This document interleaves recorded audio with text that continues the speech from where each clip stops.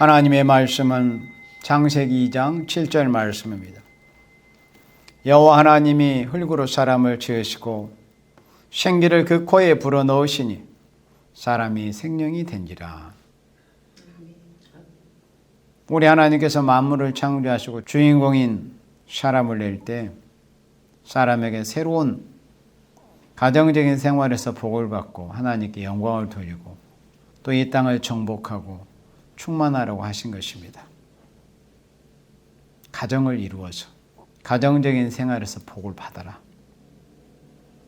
그리고 가정을 통해서 하나님께 영광을 돌리고 또 가정을 통해서 자손이 번창하고 정복하고 땅에 충만하라는 그런 복된 사명을 하나님께서 동방 에덴의 새 가정에 주신 것입니다. 그러면 동방 에덴의 새 가정은 어떤 가정인가 하는 것을 성경을 통해서 살펴보면은 첫째로 여기 7절 말씀에 여호와 하나님이 흙으로 사람을 지으셨습니다. 우리의 몸은 하나님은 흙으로 지으셨습니다. 흙으로 지으셔가지고 그 사람의 모양인 인형 그 자체로만 있으면 아무 생명이 없는 거죠. 그냥 흙이 사람의 모양만 이루은 그런 인형에 불과한 것이죠.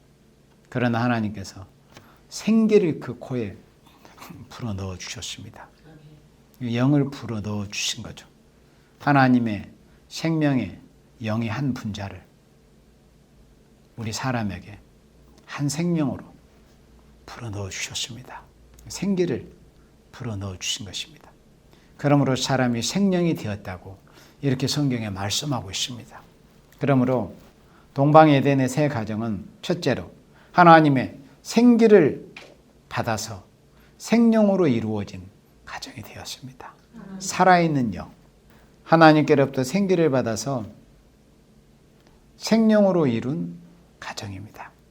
동물들도 하나님께서 흙으로 만드시긴 했지만 사람처럼 하나님의 생기를 넣어주신 것은 없었습니다. 그러나 특별히 사람에게는 생기를 넣어주셨습니다. 그래서 사람에게는 3요소가 있어요. 히브리서 4장의 말씀처럼 영과 혼과 육체.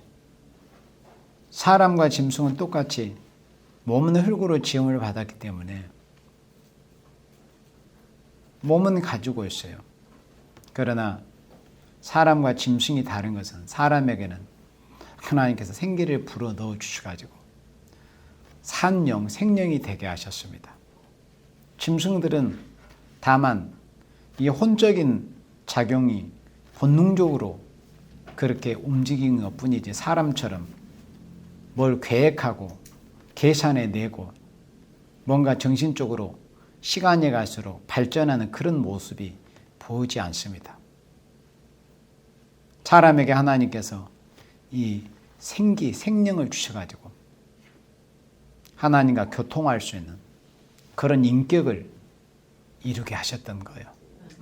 하나님과 교통할 수 있는 인격. 짐승에게는 영이었기 때문에 하나님과 교통할 수가 없습니다. 그냥 본능대로 배고프면 부르짖고 먹이 찾아다니고 하는 것 뿐이에요. 그러나 사람은 하나님께로부터 생기를 받았어요. 영을 받았어요. 영의 한 분자를.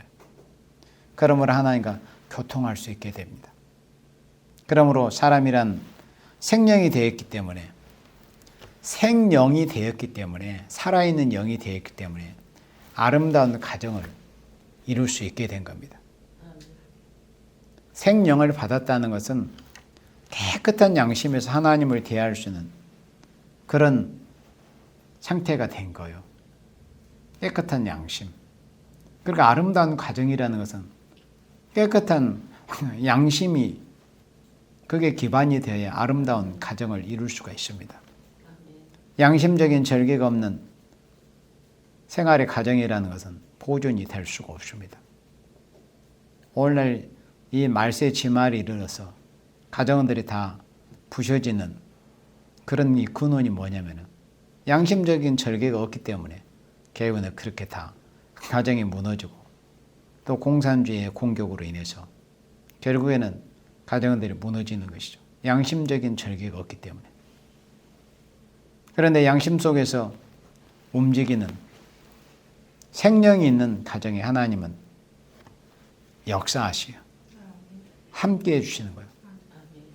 양심적인 생명이 있는 가정에 하나님은 왕래하십니다. 그것이 함께 하시는 거예요. 그러니까 교회, 이 신령한 교회의 그 모습이 가정이에요. 가정. 가정의 아름다운 가정을 이루는 것은 그것이 곧 신령한 영적 교회의 모습입니다. 그래서 동방 에덴의 새 가정은 하나님의 생기를 받아서 생명으로 이루어진 가정이었어요. 우리 사람은 결코 짐승과 다릅니다. 짐승은 영이었기 때문에 어떤 양심을 갖거나 또 양심적으로 그렇게 생활할 수 있는 게 아니에요. 사람처럼 아름다운 가정을 이룰 수가 없습니다. 그러나 사람은 하나님께 생기를 받아서 생명으로 이루어진 가정이기 때문에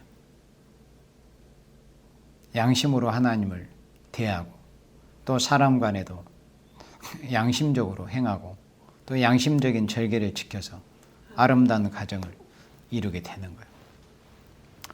그리고 18절에 여호와 하나님이 가라사대 사람의 독초하는 것이 좋지 못하니, 이게 독초라는 것은 홀로 거한다는 것이죠. 독초하는 것이 좋지 못하니 내가 그를 위하여 돕는 배필을 지으리라 하시니라. 하나님께서 아담이 혼자 사는 것을 보시고 안쓰럽게 여기시고 사람이 독초하는 것은 좋지 못하다. 이것이 하나님의 규정이에요. 사람은 혼자 살아서는 안 돼요. 독초하는 것이 좋지 못하다고 그랬어요. 내가 그를 위해 돕는 배필을 지으리라. 그래서 사람에게는 돕는 배필이 있어야 됩니다. 남자에게는 돕는 배필이 있어야 되고 또 여자에게는 도울 대상이 있어야 돼요. 돕는 배필을 하나님이 지으셨어요. 그래서 동방 에덴의 새 가정은 두 번째로 협력으로 이루어진 가정이었습니다. 협력으로 이루어진 가정. 남자인 아담이 혼자 생활하는 걸 하나님이 보시고 좋지 않다. 그래서 내가 돕는 배필을 지어줄 거라. 이렇게 하셔가지고 아담을 깊이 잠들게 하셔가지고 거기서 갈빗대를 취하셔가지고 여자인 우리 조상 할머니 하하를 하나님 만드셨어요. 그것은 곧 우리가 선악과를 따먹고 범죄한 인간이에요. 결국은 예수님께서 양팔과 또 양발과 옆구리에 창을 받으시고 피를 흘려 주심으로 우리가 영원한 사망에서 영원한 생명으로 생명을 얻게 될 것을 그렇게 예표적으로 보여준 그런 이유였습니다. 그래서 아담과 하와의 관계를 통해서 예수님과 신부된 교회의 그런 관계를 그렇게 예언적으로 보여준 것입니다. 그래서 동방 에덴의 새 가정은 협력으로 이루어진 가정이었습니다. 하나님은 합심 협력하는 것을 기뻐하기 때문에 사람이 홀로 있는 것을 기뻐하지 않으시고 합심 협력할 배필을 축복으로 주었던 것입니다. 그러니까 이 세상에서 사람이 무슨 복 그러고 옛날부터 우리 조상 어른들이 그런 말을 했어요. 사람은 우리 한국 사람들은 오복이니 몇 복이니 몇 가지 복을 이렇게 말하지만 처복이 최고 복이다. 우리 어른들이 그런 말을 했거든요. 우리 어렸을 때 들어보면 처복이 최고의 복이다. 그러니까 아내를 잘 얻는 복이 최고의 복이다. 그 말씀이 맞죠. 사람은 어쨌든 배필을 잘 만나야 된다. 돕는 배필을. 돕는 배필을 잘 만나야 돼요. 그게 최고의 축복이에요. 사람들이 뭐 처음에 이 신앙이 깊지 않는 사람들은 믿음이 깊지 않은 사람들은 처음에 남녀가 만나가지고 연애 감정으로 만나가지고 나중에라도 그게 뭐 영원히 그런 행복한 그런 마음으로 살 것 같아도 그게 되는 게 아니에요. 그거는 잠시 잠깐이에요. 잠시 잠깐. 정말 하나님께로부터 축복의 배필을 받아야 돼요. 믿음의 배필, 축복의 배필. 그런 생명이 복된 생명이고 또 복된 가정이 되는 것입니다. 그러니까 오늘날에 한국은 뭐 세계에서 이혼율 세계 1위라고 불명예스러운 그런 1위를 하고 있지만은 그 근원이 바로 그겁니다. 하나님의 백성들이 말씀대로 행하지 못하고 말씀대로 살지 못하다 보니까 하나님의 말씀보다는 육신의 어떤 그런 감정과 육신의 연애 감정에 끌려가지고 불신 결혼을 하고 그러다가 결국은 가정이 내내 이 땅에서 살아나려고 불행하게 되고 그래요. 그냥 믿음의 배필 잘 만나는 게 최고의 축복이에요. 믿음의 배필. 나는 우리 두 아들들, 나는 항상 리브가 같은 그런 아내를 하나님이 축복의 배필로 주시면 좋겠어요. 리브가처럼. 정말 내가 성경에서 가장 아름답게 여기는 그런 여인이 리브가입니다. 리브가. 네. 그러니까 그런 배필을 만나야 돼요. 그런데 그것이 뭐 사람 마음대로 되나요? 하나님이 주셔야 되지. 잠언 19장 14절에는 집과 재물은 조상에게서 상속하거니와 아름다운 이 배필 아내는 슬기로운 아내는 여호와께로 말미암는다고 그렇게 말씀했습니다. 그래서 인생에서 가장 복 있는 사람은 인생에서 가장 복된 생명은 하나님 앞에 복된 배필을 만나는 거예요. 그래서 동방 에덴의 새 가정은 협력으로 이루어진 가정. 복된 가정이라서는 협력이 있어야 돼요. 합심 협력. 남편과 아내. 둘 중에 하나만 잘해도 되는 게 아니에요. 서로 같이 잘해야 돼요. 또 믿음도 같이 신령한 믿음, 온전한 믿음을 가지고 있어야 되고 같이 희생해야 되고 또 자기의 위치를 또 잘 알아야 돼요. 가정의 중심은 남편이에요. 남편. 가정의 주인공. 성경 말씀대로 아내는 다만 돕는 배필이에요. 돕는 배필. 그러면 자기 사명 잘하는 거예요. 하나님 나라에 가서 자기 위치에서 사명을 잘한 대로 상급을 받아요. 이런 걸 잘 모르면 오늘날 페미니즘이라는 광풍이 세상을 뒤엎고 있는데 성경을 모르니까 그러지. 왜 여자만 희생해야 되는 거야? 여자가 뭘 희생하긴 희생을 해.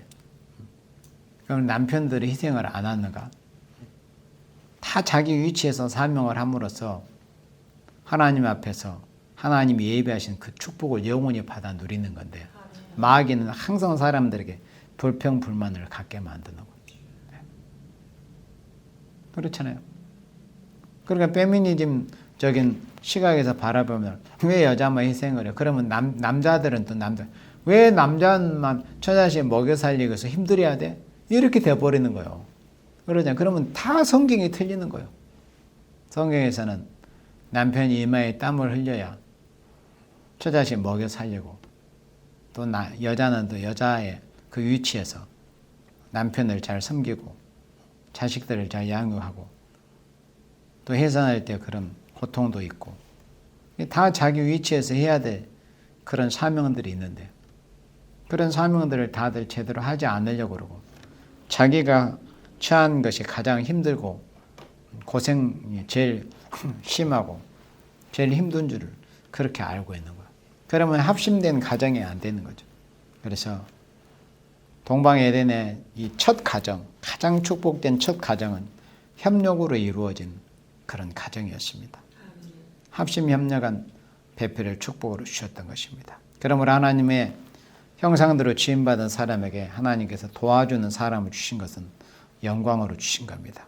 남자는 하나 그리스도의 형상, 하나님의 형상으로 지음을 받았거든요.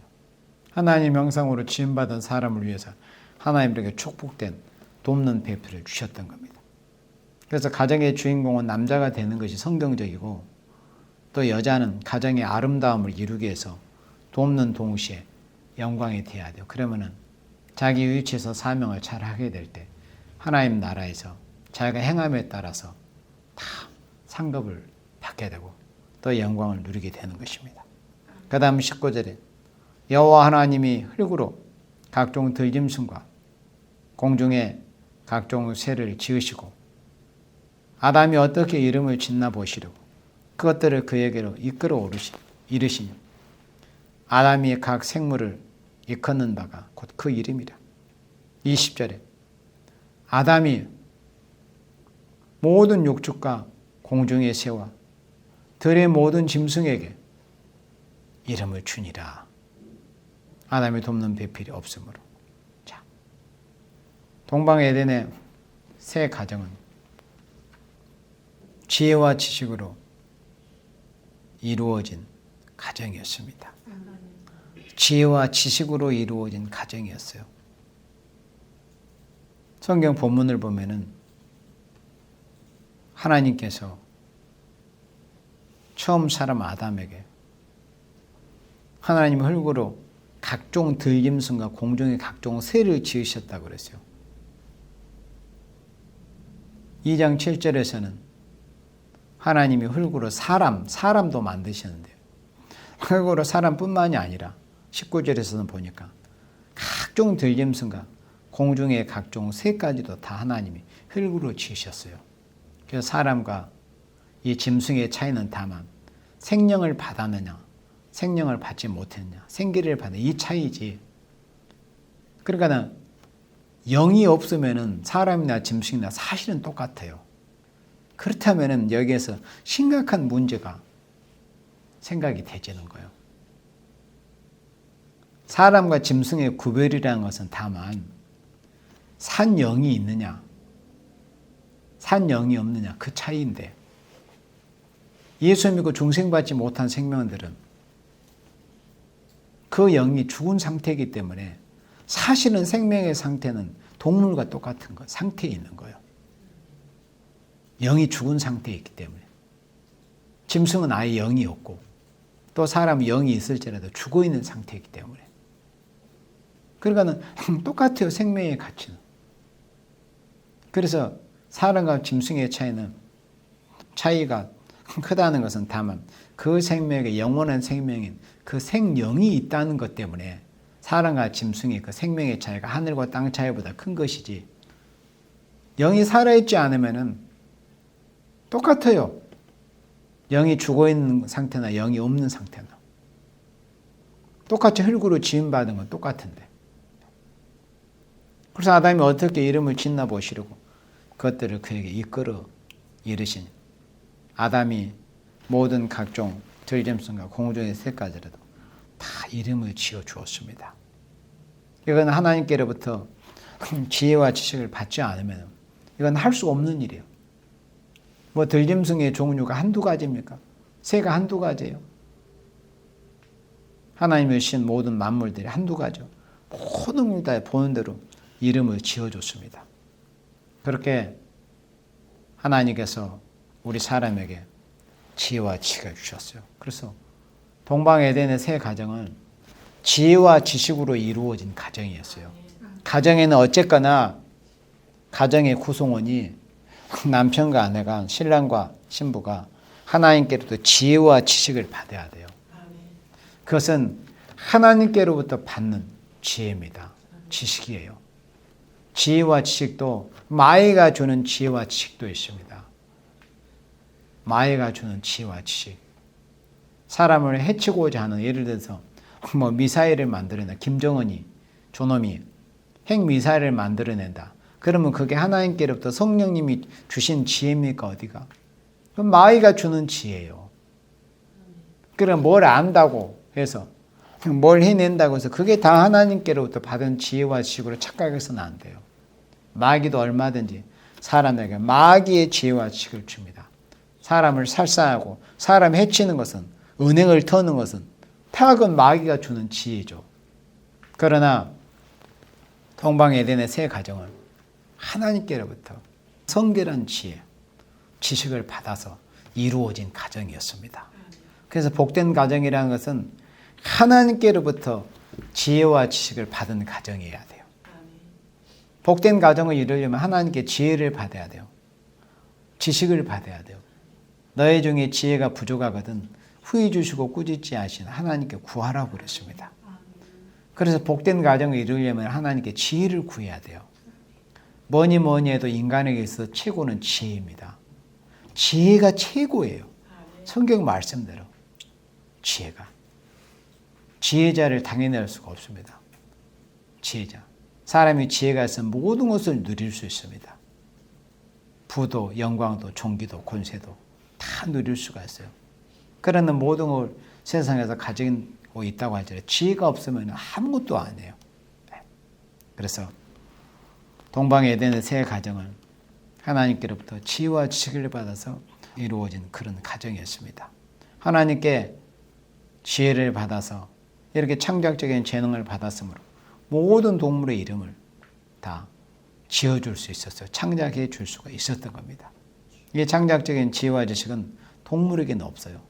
여러분들 보세요. 100년 전에 그 원숭이가 뭘 창작을 해가지고 어떤 무슨 물건을 개발을 했다거나 사람이 스마트폰을 만들어내듯이 뭘 개발해 냅니까? 없어요. 그런 창작적인 재능이었고 다만 짐승은 혼의 작용이 있기는 있지만은 그냥 본능대로만 움직이는 것 뿐이에요. 짐승에는 창작적인 재능이 없어요. 1000년 전 원숭이가 1000년 후에 1000년 전 조상 원숭이에 비해서 뭐가 발전한 게 있습니까? 없습니다. 그러나 사람은 1000년 전의 사람하고 비교를 해봐요. 얼마나 차이가 많습니까? 하나님께로부터 그런 창작적인 재능을 받아서 그래요. 하나님께 지혜를 받아서 그러는 거예요. 그래서 가정은 하나님께로부터 지혜와 지식을 받아서 이루어진 가정이 복되고 아름다운 가정입니다. 그 다음 23절에 아담이 가로되 그는 내 뼈 중에 뼈요 살 중에 살이라. 이것을 남자에게서 취하여서 이제 여자라 칭하리라 하니라. 이러므로 남자가 부모를 떠나 그 아내와 연합하여 둘이 한 몸을 이룰지로다. 동방 에덴 새 가정은 네 번째로 일체가 된 가정, 일체가 된 가정. 그러니까 한 몸이 된 가정이에요. 분명히 사람의 인격체는 둘이에요. 사람의 인격체는 둘인데 일체가 됐어요. 한 몸이 하나가 되었다는 거죠. 이게 신비스러운 거죠. 분명히 개체는 따로 있어요. 따로 존재합니다. 남자, 여자 두 인격체예요. 그러나 신비스럽게 하나를 이루는 것이 바로 가정이고 부부 아닙니까? 일체가 된 가정이에요.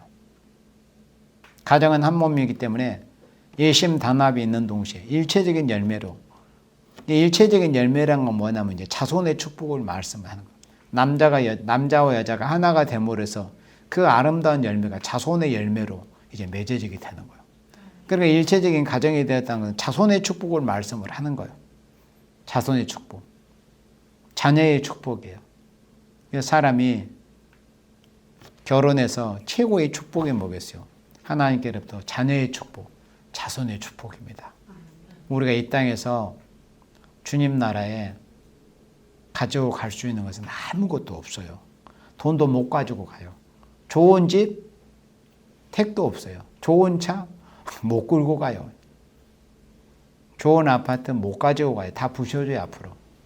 다만 같이 데리고 갈 수 있는 것은 자녀들이에요. 자녀들, 후손들, 가족들.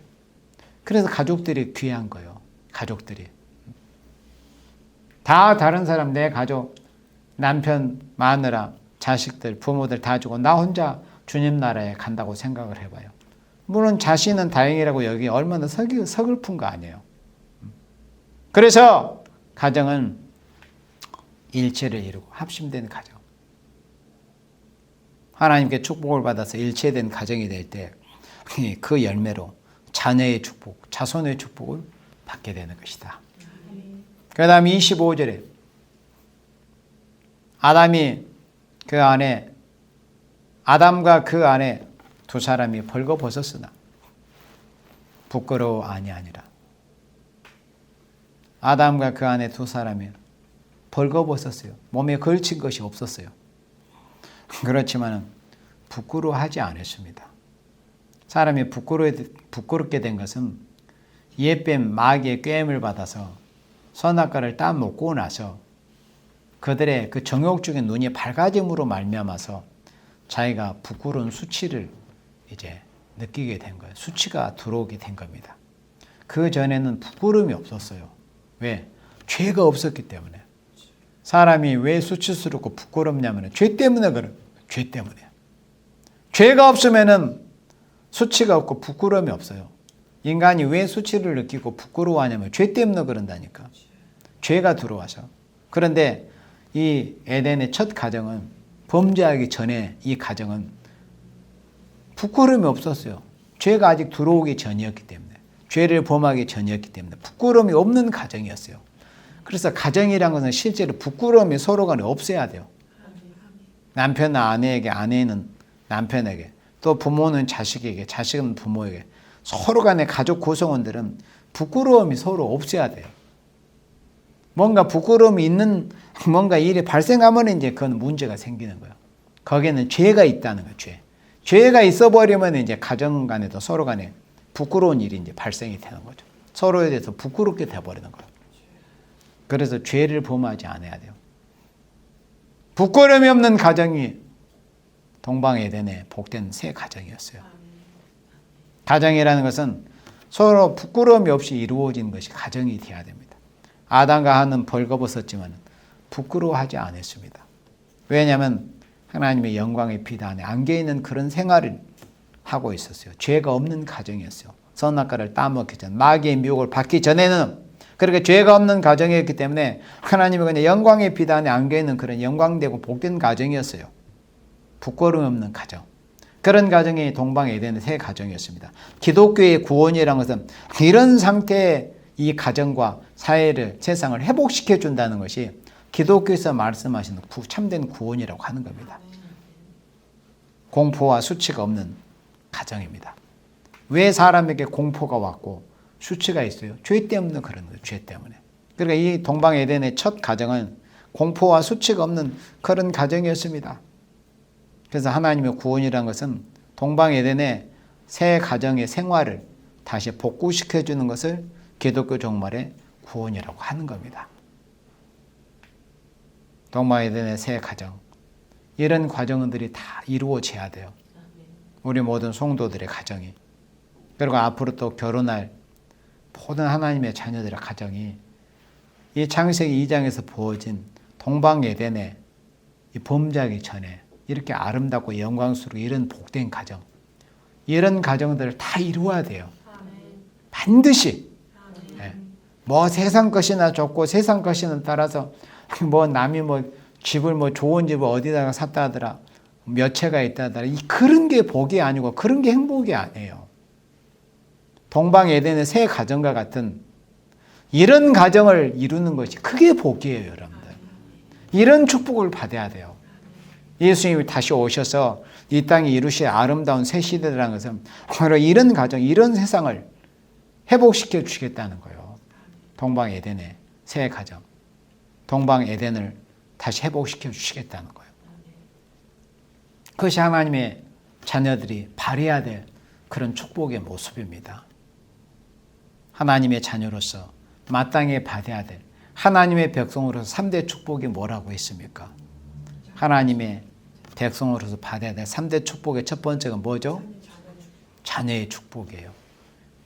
하나님께 축복받아 일체가 된 가정이 돼야만이 복된 자녀의 축복을 받습니다. 그리고 두 번째는 물질의 축복이에요. 하나님 잘 섬기고 하나님 말씀대로 순종하면은 물질의 축복을 받는데 그걸 잘 이해하지 못한다면은 아무리 사람이 밤잠 덜 자고 바등바등 열심히 땀을 일을 해도 하나님께서 그 복되게 해주시지 않으면은 뭐 몇 년, 10년을 고생을 쌓아놓은 기업이든지 산업이든지 한 번에 다 날아가 버리는 거예요. 소용이 없는 거예요. 그래서 하나님이 물질에 축복을 주셔야 돼요. 하나님 주신 축복이라는 것은 날아가지 않습니다. 헛되이 허비되지를 않아요. 불살라지지를 않는 거예요. 그래서 물질의 축복을 받아야 되고 그런 것을 다 보존하기 위해서는 원수에게 피해를 당하지 않아야 돼요.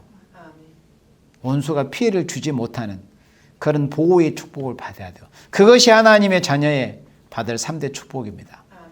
그런 축복을 누구에게 주시겠어요? 동방 에덴의 새 가정 같은 이런 복된 가정에 하나님이 주시겠다는 것입니다. 이런 축복을 다 받아 누리는 우리 하나님의 자녀들이 다 되어지기를 예수님의 이름으로 축원합니다.